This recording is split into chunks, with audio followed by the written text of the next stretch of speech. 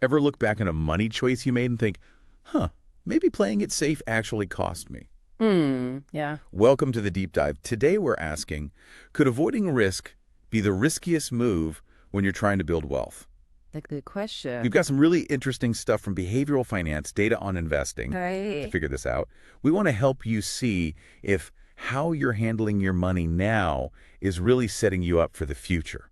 Yeah, I think a lot of people wonder about that. So when we say risk tolerance, Hmm. what pops into your head? Well, most people probably think, how much can I stand to lose before I freak out? Right, yeah, totally. Just like stomaching those market drops. Exactly. But Nevenka Verdoljak, she's from Merrill, she points out something super important. Okay, what's that? It's not just about that feeling, it's also about, can you actually take risks given your whole money situation? So it's not just a gut check. It's like a real assessment of your finances, too. Exactly. Anil Suri, also from Merrill, he says risk in investing is basically how uncertainty affects your money goals. Makes sense. Uncertainty can really throw a wrench in things. It can, and here's the trade-off. Usually the more you could earn, the wilder the ride's going to be. Big swings up, big swings down. So bigger potential reward equals potentially bigger roller coaster. You got it. Picture a seesaw, up and down.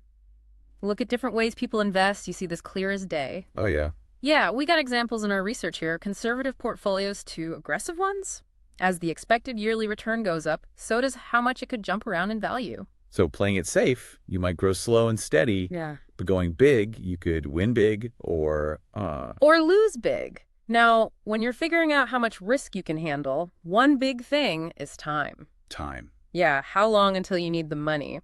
Experts say if that's way in the future, you've got more time to ride out the dips. Makes sense. If I'm investing for retirement 30 years from now, a little dip today doesn't matter as much as if I need the money next year. Exactly. What else matters is how important that money goal is to, like, your whole life. Right, like if it's something super important. Yeah, like healthcare costs, kids' college fund, that kind of thing. You can't risk losing much there. Right. Got to be more careful, protect that money. So to sum up, risk tolerance isn't just, can I handle the stock market going crazy? It's, what's my whole money picture? How long do I have? And what's really at stake? That's a much better way to think about it. Okay, now for the twist. Why could being too careful actually hurt us? This is where it gets interesting. Big danger number one, inflation.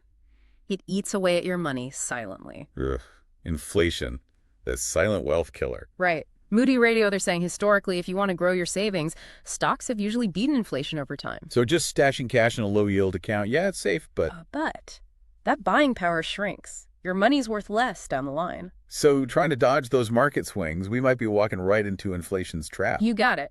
And then there's missed opportunities, all because of fear. Fear can really mess with your head. Big time. Moody Radio, they call it a bad habit, waiting for the perfect low-risk moment to invest. They basically say, good luck with that. Right, it's like trying to time the market perfectly. Yeah, you'll probably miss the boat. Like waiting for a ship that's never going to come in, and meanwhile, all those opportunities sail right by. Exactly. And investor motivation, they point out another fear-driven mistake. Yeah. Selling when the market tanks. Panic selling. Ugh, I've been there. Yeah, it's tempting to cut your losses, but guess what? You lock those losses in, and you might miss the rebound that follows. It's so hard to buy low, sell high when you're freaking out. Ain't that the truth? Investor motivation, they remind us of that famous saying, be fearful when others are greedy, greedy when others are fearful. Oh, classic. Right, people who are too cautious, they might miss out when everyone's scared and things are cheap. Could be huge gains down the line. So inflation's nibbling away, and we're potentially missing growth because we're spooked. Yeah. What is it in our brains that makes us so cautious? That's where behavioral finance comes in. Loss aversion is a big one. It's in that material on risk tolerance we looked at. Loss aversion, okay. Basically, losing money hurts way more than gaining the same amount feels good.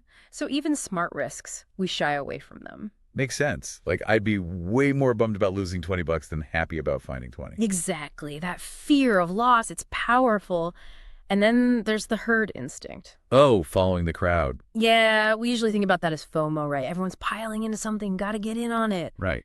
But investor motivation and that article on psychological traps, they say, can also make us too cautious. Market's gloomy, everyone's pulling back, you feel like you gotta do the same. Even if your own finances are fine, it's like fear is contagious. Totally. Confirmation bias is another sneaky one. The 10 rules of investing mention that. We all do it. Confirmation bias, what's that again? We look for info that backs up what we already think. So if you're already cautious, you might zero in on the bad news, ignore anything good. Like wearing blinders, only seeing what confirms our fears. Yep. And then there's emotional investing. Financial markets. When fear and greed take over, talks about that. Letting your feelings run the show instead of a solid plan, that's a recipe for bad choices. So basically, our own minds can sabotage our money goals if we're not careful. It's true. Now, want to see this play out in real life? Some examples, some data. Yeah, hit me with it. Well, remember what Moody Radio said? Stock market history, that's a perfect, if kind of indirect example.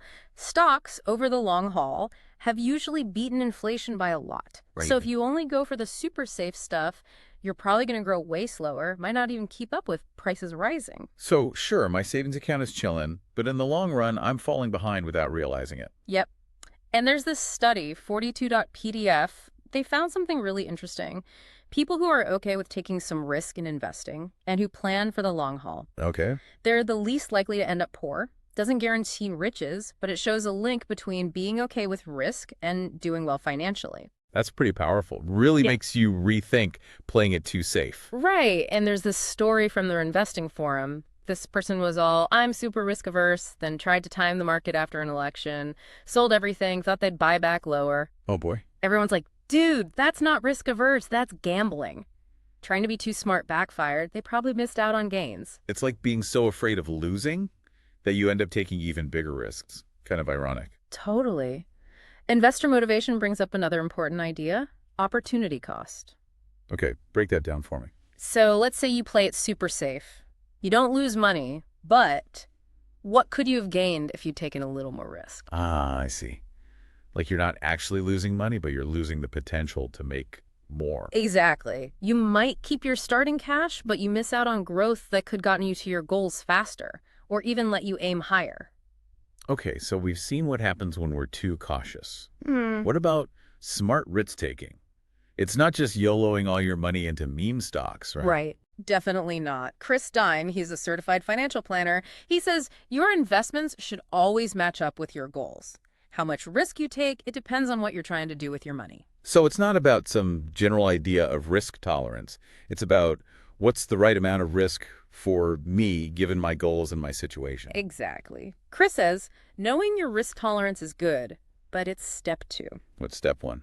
First, you got to figure out how much your money needs to grow to reach your goals and be realistic about the ups and downs you might see along the way. So make a plan, understand the potential bumps in the road, and then factor in my risk tolerance. That's the idea. Don't just pick the safest option without thinking about if it'll actually get you where you want to be. Gotcha. Be intentional, understand the trade-offs. And, that article on psychological traps, it said something really important. What's that? Invest for yourself. Think about your own risk comfort level, your own situation. Don't just copy what everyone else is doing. Couldn't agree more. One size definitely does not fit all when it comes to risk. And that piece about fear and greed taking over the market, Yeah. it really drives home how important it is to have a plan and stick to it. Don't let those short-term freakouts make you do something impulsive. Resist the urge to panic sell when things get wild. Exactly. That long-term view is crucial. Ride out the waves, and ultimately, you're more likely to see real growth that helps you reach your goals. So everyone listening, think about this. What if not taking enough risk is the real risk? Obviously, protect your money, especially for those short-term needs. Right. But think about it. Could being overly cautious hold you back from growing your wealth? What are you missing out on by playing it too safe? We're not saying go gamble on crazy stuff, but understand your goals, your timeline, look at the historical data. Yeah, do your research. Then make smart decisions. Embrace some calculated risk, maybe even be a little adventurous. That could be the key to a brighter financial future. It very well could be. Think about how inflation's affecting your savings and what you could be gaining if you weren't so afraid of those higher growth investments. What does your dream financial future look like? And is your current approach really going to get you there? That's something to ponder, folks.